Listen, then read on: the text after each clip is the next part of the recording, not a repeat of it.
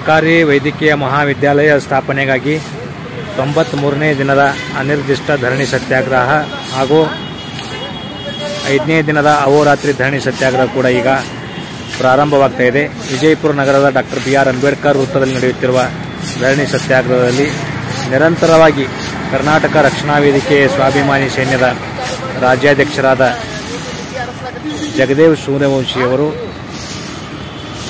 ತಮ್ಮ ಸಾಮಾಜಿಕ ಸೇವೆಯ ಮೂಲಕ ಗುರುತಿಸಿಕೊಂಡರು ಮತ್ತು ಈ ಹೋರಾಟದ ಜೊತೆಯಾಗಿ ನಿಂತವರು.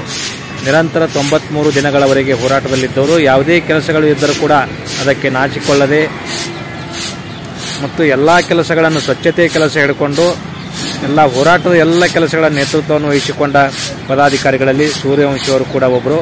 ಅವರು ಈಗ ಈ 93ನೇ ಧರಣಿ ಸತ್ಯಾಗ್ರಹ ಮತ್ತು 5ನೇ ದಿನದ ಅಹೋರಾತ್ರಿ ಧರಣಿ ಸತ್ಯಾಗ್ರಹದಲ್ಲಿ ಭಾಗವಹಿಸಿ ಇವತ್ತಿನ ಕೆಲಸವನ್ನು ಮಾಡುತ್ತಿರುವ ತಾವು ನೋಡಬಹುದು.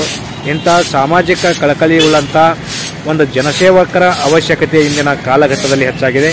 ಇಂತಹ ಸೇವಕರು ಮತ್ತು ಜನರ ಬಗ್ಗೆ, ಜನಪರ ಕಾಳಜಿ ಬಗ್ಗೆ ಒಂದು ದೂರದೃಷ್ಟಿಕೋನ ಉಳ್ಳತಕ್ಕಂಥ ನಾಯಕರು ಇಂದಿನ ನಮ್ಮ ಬಿಜಾಪುರ ಜಿಲ್ಲೆಗೆ ಅವಶ್ಯಕತೆವಾಗಿದೆ ಅಂತಕ್ಕಂಥ ಒಂದು ಅಭಿಪ್ರಾಯವನ್ನು ನಾವು ಈ ಸಂದರ್ಭದಲ್ಲಿ ವ್ಯಕ್ತಪಡಿಸಬಹುದು.